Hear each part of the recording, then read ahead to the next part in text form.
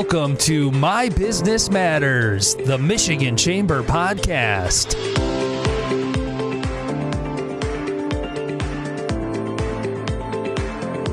Hello, welcome to My Business Matters, a podcast of the Michigan Chamber of Commerce. This is where we talk about the issues shaping Michigan's economy, public policy, and all of our shared future. I'm your host, Jim Holcomb. I'm the president and CEO of the Michigan Chamber. I'm just so happy today to welcome in Congresswoman Lisa McClain. She represents Michigan's 9th Congressional District and also a real feather in the cap of all Michiganders. She is a high-ranking member. She serves as the chair of the House GOP Conference. Congresswoman, welcome to the podcast.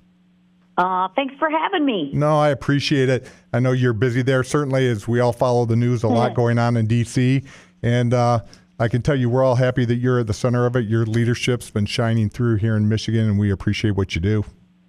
Well, thank you. I still love it, and I enjoy it, and I'm honored to serve. I mean, it is an opportunity of a lifetime, I will say that. Well, you're certainly serving at a time of great consequence and a lot of I'll say a little bit of political division, but just a lot of turmoil as everybody tries to figure out where we go.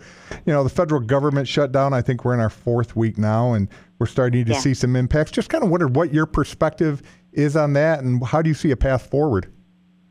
Well, this is the week that I say it really gets real. And the reason why I say that is because this is the week that people will go from talking about the consequences to actually living with the consequences of the Democrats voting to shut the government down.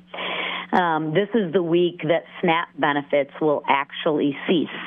This is the week that federal employees' paychecks, air traffic controllers' paychecks, they will not get paid this week. So this is the week where the rubber really meets the road. Plain and simple, and I don't know how to put it, Democrats need to stop using the shutdown as leverage to push through more wasteful spending. And you've heard it, not my words, but theirs, is they are using hardworking Americans as pawns in their political games, which is, absolutely shameful. This is real. This is real life for hardworking Michiganders. Well, I think you're exactly right, and especially like you said, the SNAP benefits and paychecks. Those are kitchen table economics for everyone across not only our state but the country, and really going to have an impact. As I recall, too, correct me if I'm wrong. We at the Michigan Chamber, we've called for passage of a clean continuing resolution. That's what's happened always in the past, that you can keep the government open, come back, do your negotiations, figure out the policy issues, but we need to make sure government is functioning and just doing the basics of what they're supposed to be doing. Yeah, it's a little bit different. What I would say is typically the party in charge, and both sides have done this in the past, is the party who's ever in charge, or the majority on the CR, will put some of their partisan priorities on there. It's very seldom clean. What we did is say, hey, no, we're on a good path. We negotiated with the Democrats as to the date of the CR, November 21st. We didn't play any games, no gimmicks, no partisan legislation, no partisan priorities or policies, just a 24-page, literally clean CR that the Democrats voted for 13 times prior, and this time they said no. That's just amazing. So, is it just partisan politics at this point on their part, do you think? It is. It is, because they can't even agree on what their off-ramp was.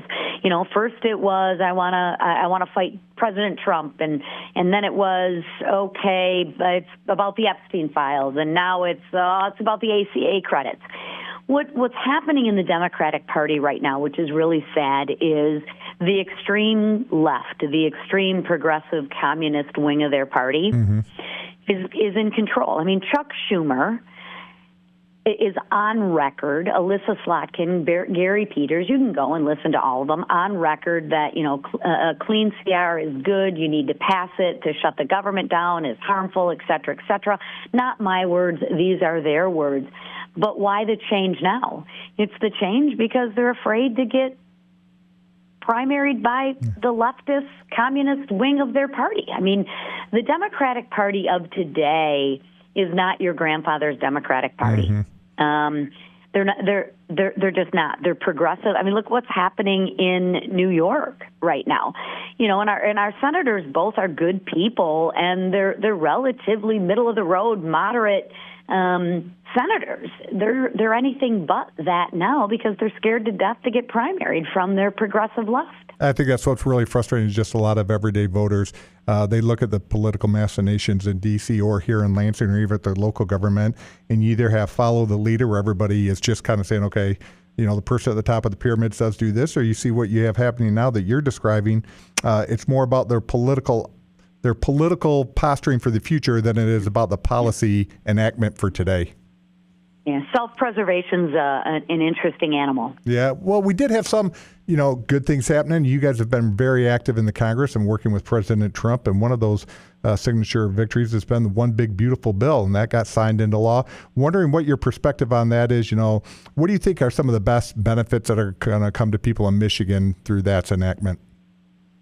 Well, I can share with you, I think the biggest thing is all Michiganders didn't see their tax rates go up, and in some cases double.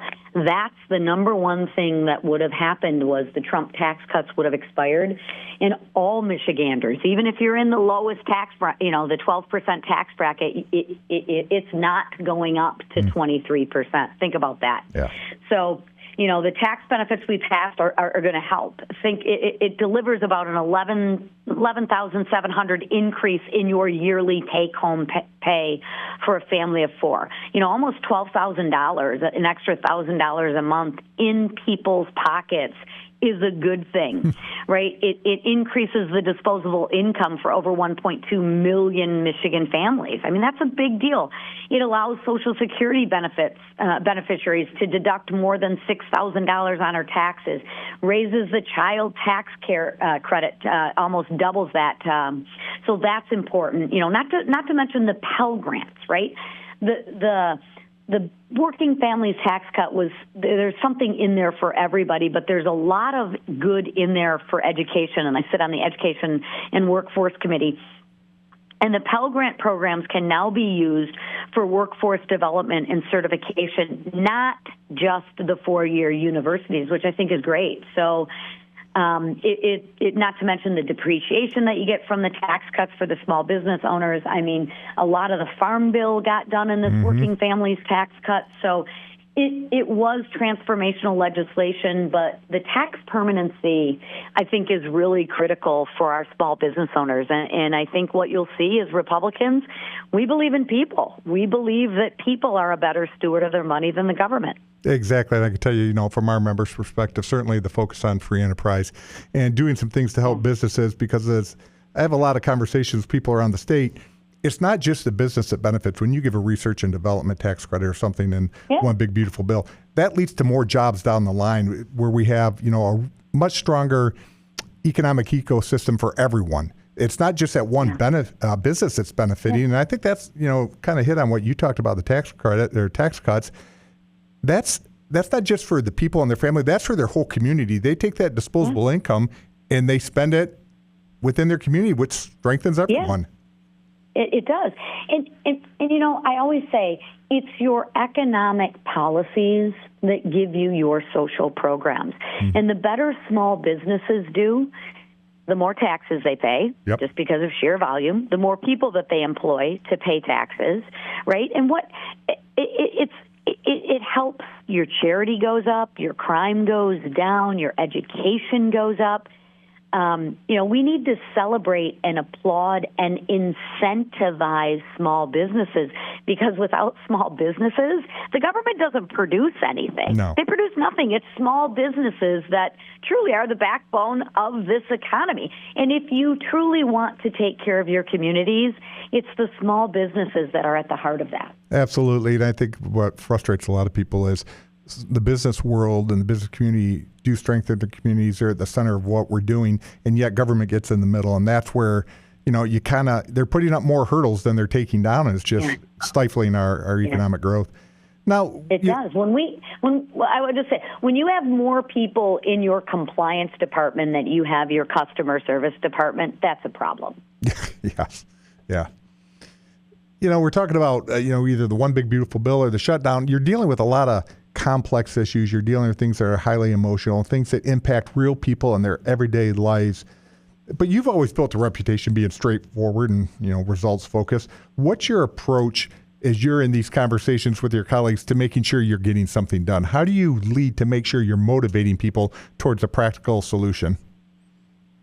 One, you got to listen to your constituents. My mom always said, God gave you 2 ears and 1 mouth, use them accordingly. So I have a phenomenal staff around me. My district office does a tremendous amount of constituent work for the district. And, I meet with a lot of people. And that Washington bubble is true, right? The farther you get away from your district, the farther you're away of the unintended consequences that you have. I mean, coming from the business world, I do see through things through an economic lens. I'm very data-driven, so we do a lot of polls and we do a lot of data collection and, focus heavily on listening to those who are actually affected by the policies that we put in place, right? Because even the best-laid plans aren't perfect. And above all, what I think is it's important for me to do what's right for my district and the hardworking people of Michigan, right? I'm here to deliver on the America First agenda. And the agenda, obviously, that 77 million Americans chose for us to deliver on. And it's not always perfect. So that's why I think listening to people in your district, I'll give you a great example of the farmers right now. It's like, hey, we have some issues. All right, I want to hear about what those issues are. And then the advantage that Michiganders have is, and I do think this is a crazy thing, but we got to take advantage of it. I meet with the president quite often, right? I'm in the Oval, which I still think here's this little girl from Romeo, and I'm in the Oval Office. Yeah, right? I wonder if you ever look around and go, "What the heck? How'd I get here?" I do. I still got to pinch myself, like, what is going on, right? But I would still come home. My husband's like, "What's for dinner?" And don't forget you got laundry. And can you go pick up my dry cleaning, please? So it's good to be grounded when you're back home. But and the other thing is the person. I serve as the number 4 person in Congress, the highest ranking woman in the United States Congress. And the last person that had this position from Michigan was Gerald Ford. So we really do, Michigan really does have a voice and a seat at the table, and that is what I'm probably most excited for. Yeah, and I can tell you we're excited about it. We're proud to have you there because we know you are trying to make a difference. Can you give listeners a little bit of perspective? What does the chair of the House GOP conference, your role, what's that entail? Are you there to help push an agenda or to kind of herd the cats, or what's the goal? A little bit of everything. The main goal is I am the number 1 salesperson, I would say, the number 1 messenger for our conference. So I work hand in hand with the president and the White House to make sure we're all singing from the same hymnal, right, and messaging. My job is also to manage the conference. So anything conference related, I and my staff, which I have a phenomenal staff, are in charge of getting done. And then I think the third thing, which I can't talk about now because we're really on official business, so for scheduling purposes only, is make sure that we keep winning and we keep doing the best thing for the American people, and come the November is a very important month next year. Yeah. We'll say that. I know people always like to get a little bit of a peek behind the curtain. Is there anything you can share? I was thinking earlier about the speaker and how he comes across in his press conferences and thoughtful, and you're always right with him. But also the president, anything you can share with us appropriately, like either about their personality or how those meetings happen, because I think that really interests people just to think of what really is going on behind some of those doors in those conversations. Yeah, well, with the speaker, we meet daily and sometimes 3 times a day, depending on what's going on. I can share with you, he is a very thoughtful, kind, and considerate person. And when he says he's going to go pray on it, he literally goes to the chapel to pray on it. I give him so much credit because he has the patience of Job. We have a very diverse caucus conference, right? Mm-hmm. We have people who are, from Biden seats that Biden won 8 that we have to ruby red districts like my own, and he really does a good job of listening to all the members, and he's very thoughtful and considerate, and trying to thread that needle is difficult at times. So we spend a lot of time together, and he's just a very kind person. And quite frankly, what I can say about the president is everything the president does is calculated. Everything Donald J. Trump does, there is a method to his madness, and he is calculated. And I tell this story all the time. It was the day after inauguration. We came and we sat in his office, and he was jovial, and he riffed for about an hour and 50 minutes. And then those last 10 minutes was a change, right? Everything was great. Oh my God, wasn't inauguration great? And it was beautiful, and wasn't Melania beautiful, and all this stuff. And then on a dime it switches, and he's like, here's what my goal is. Let me rephrase that. Here's what our goal is. You're going to make my tax cuts permanent, and you're going to make sure we hold on to the majority. And it switches on a dime.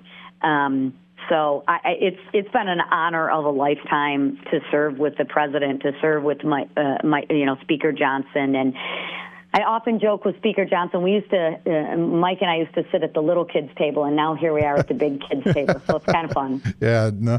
Now, how do you stay? Your days have to be long. I can't even imagine your schedule. I'm sure you're on the road quite a bit. You're traveling. You're working for the conference. You're working for your district. You're working for the people all across this country. How do you stay mentally locked in, or how do you keep yourself kind of energized to keep going forward? Caffeine is my new friend. So. Yeah, Coke Zero, different than the president. He's a Diet Coke guy. I'm a Coke Zero gal. And coffee. No, I say that is, my staff. I got to give credit to my staff. My staff will make sure that I eat during the day. And I know that sounds funny, but there's some days that you look up and it's like, oh my God, it's 2:00. What happened? Because your schedule gets blown up.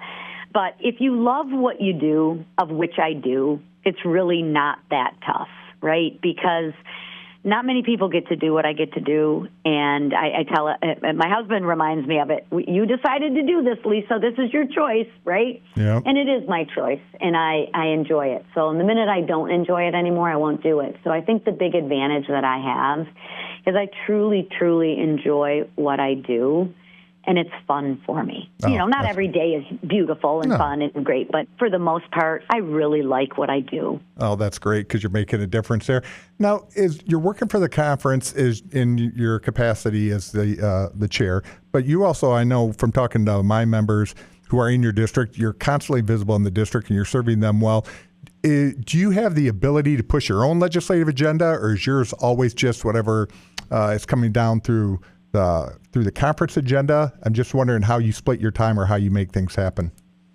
Yeah, it's honestly a little bit of both, right? As a leadership team in connection with the White House, we figure out what our agenda is, and we have a great leader in the president that helps us set that agenda as well.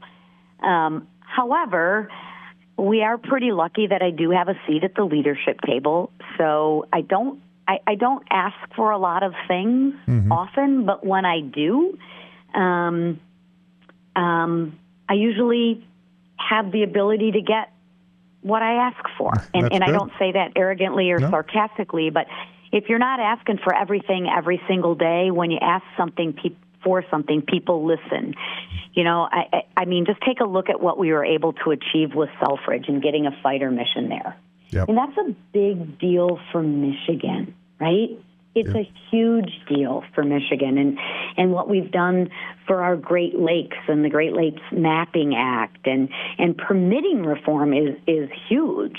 So, every once in a while, I do get a little bit. I do get an ask because of the position I hold, and I'll be honest with you, that's an advantage for the people of Michigan of whom I represent. Absolutely. So it's a win-win for all of us. Yeah, no, it's the way the system works. It's absolutely an advantage. We have listeners all across the state. What's one thing about your district, or more than one? How would you explain your district to our listeners?